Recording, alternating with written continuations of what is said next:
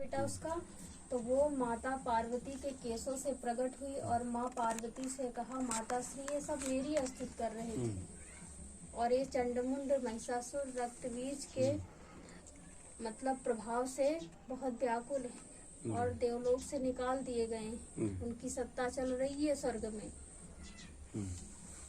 तब बेटा जो है महारानी कौशिकी ने बेटा समस्त राक्षसों का संहार किया। तो बेटा उनको स्थान जानते हो कहाँ मिला था बेटा? समुद्र के मध्य रमणक द्वीप पे। अच्छा। जहाँ नागों का साम्राज्य। हाँ। तो बेटा उस महाशक्ति की हम उपासना करते हैं, बाल शक्ति की, जो माँ पार्वती के केशों के द्वारा प्रकट है। तो ये जितने पृथ्वी के संकेत हैं बेटा वही महाशक्ति हमें देती है नागलोक से आकर के है। तो मतलब माँ पार्वती के अंश से, लेकिन वास उनको धरती के ऊपर नहीं बेटा, समुद्र के अंदर मिला हुआ है रमणक द्वीप पे। तो माँ शक्ति की उपासना बेटा हम करते हैं। इसमें माता जी के रूप में माँ शक्ति ही है। और जो सुभाष बेटा कर रहे हैं तपस्या कि बेटा जब प्रजापति दक्ष के यहाँ माता सती ने अपना शरीर त्यागा जी, तो बेटा मृतक शरीर के तो विच्छेद भगवान विष्णु ने बना दिए और जो माता पार्वती की सूक्ष्म आत्मा थी वो बेटा जाके हिमालय पे प्रकट हुई, हिमाचल नगरी में। तो माता पार्वती की आयु बेटा 5 वर्ष की थी। तब देवर्षि नारद गए और कहा कि हे उमा, आपने प्रभु शिव का अपमान किया, राम की परीक्षा ली, रोका, और आप पिता के यज्ञ में जा रही थी तब भी प्रभु ने रोका और आप चली गई, इसलिए शिव आपको पत्नी के रूप में स्वीकार नहीं करेंगे। तो देव ऋषि नारद से माता पार्वती ने कहा कि मैं शिव से ही विवाह करूंगी। तो देव ऋषि नारद ने कहा कि जाके आप हिमालय पे तपस्या करिए।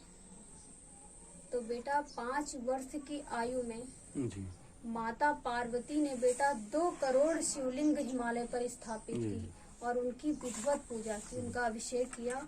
और समय आने पर वही बेटा जो जगह जगह शिव मंदिर पाए जाते हैं वही है माँ पार्वती की पूजी हुई, सब बिखर गई धरती पर। वैसे तो 12 ज्योतिषलिंग है।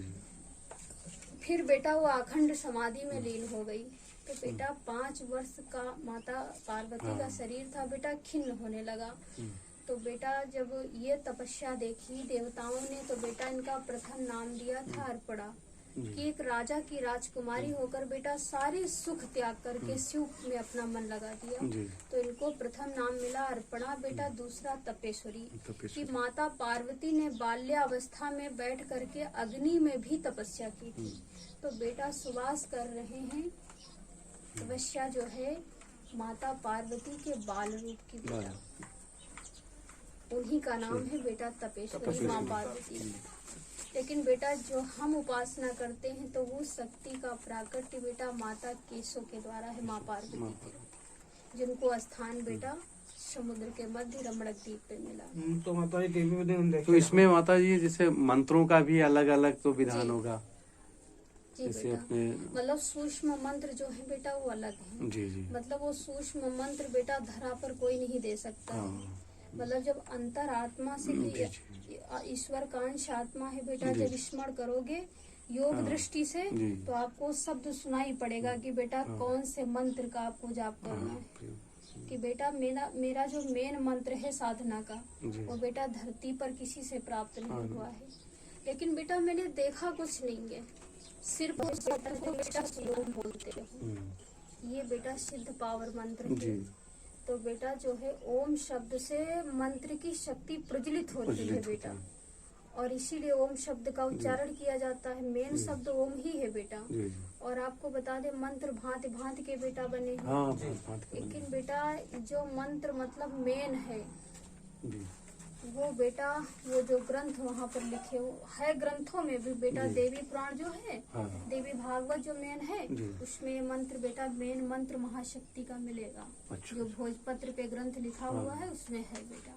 अच्छा। कि मंत्र लिख कर के ही बेटा ग्रंथ की शुरुआत की थी। अच्छा। मार्कांडे ने भी और बेटा वेद व्यासी ने भी उसको जगाया होगा तभी बेटा। लेकिन उस मंत्र का मतलब है बेटा कि जैसे आप उस मंत्र का उच्चारण करोगे वैसे बेटा देव शक्तियों की ध्वनि आपको आभास होगी। तो जब बैठोगे साधना पे तो बेटा सतगुरु की आवश्यकता होगी कि बेटा ऐसा मतलब सतगुरु अपना प्रभाव डालेगा कि दोनों का आकर्षण बेटा एक हो जाएगा, कि जो सोचेंगे वो आपको टच होगा बेटा, कि मतलब ये क्या कह रहे हैं, मुख से कुछ नहीं बोलना पड़ता है बेटा। तो समस्या ये है बेटा कि इस साधना के लिए बेटा कोई वस्त्र बेटा आप शिला धारण नहीं कर सकते हैं शरीर पर, खुले वस्त्र होना चाहिए बेटा, धागे वाले वस्त्र नहीं होना चाहिए। शक्ति उपासना ब्रह्म उपासना किसी की भी नहीं बेटा। तो बेटा 11 वर्ष की उम्र में जब थे हम बेटा तो साधना करते थे, ऐसे सफेद वस्त्र लपेट लेते थे बेटा, बैठ जाते थे।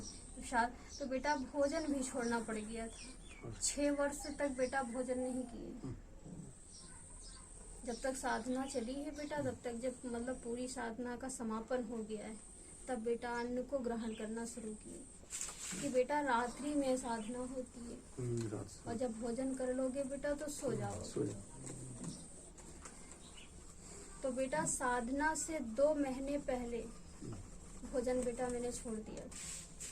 अन्न का प्रभाव एकदम से अन्न नमक बेटा कुछ भी नहीं, केवल क्या करते थे बेटा बेलपत्र पीस करके सुबह 1 गिलास पी लेते थे और भगवान कृष्ण भगवान की मूर्ति को चढ़ोदक बेटा धुल करके पी लेते थे और शाम को 1 बार बेटा कोई फल खा लेते थे बस। 6 वर्ष तक बेटा ऐसे रहे। बहुत त्याग किया माता जी आपने, बहुत ही त्याग किया। इतनी छोटी सी उम्र से इस तरीके से अपने को इस रास्ते पर ले आना एक बहुत बड़ी चीज है। बाल्यावस्था से बेटा मुझे सब कुछ दिखाई पड़ता था, लेकिन बेटा मेरी माता श्री जो थी, मेरी 5 साल की आयु थी तभी वो समाप्त हो गई थी। अच्छा। तो बेटा जो है मेरा पालन मेरे पिताजी ने ही किया था। वो बेटा शिव भक्त थे, शिव जी की उपासना करते थे। तो जो है हमें बेटा जब महाशक्ति के दर्शन होते थे बेटा, तो हमें लगता था कि जो मेरी माता श्री समाप्त हो गई वो है बेटा। इस भ्रम में बेटा हम 11 वर्ष तक रहे। फिर नाग पंचमी को जब मेरे पिता श्री की मृत्यु हुई बेटा, सावन के महीने में, तब बेटा स्पष्ट रूप से मुझे जानकारी हुई। तो बेटा मेरे पिताश्री को 12 वर्ष हो गए समाप्त हुए। उसी दिन से बेटा हम यहीं रहते, सारा दिन यहाँ रहते, शाम को वहाँ निकल जाते हैं, 4 बजे सुबह फिर आ जाते हैं। अच्छा। कि बेटा इसमें हमारी साधना अच्छे से चलती रहती। लेकिन जिस दिन बेटा एकादशी उपासना करते हैं, एकादशी का मतलब है बेटा 10 इंद्रियों को वश में करके गे रहे की आराधना ब्रह्म की, तो बेटा यहीं रहते हैं।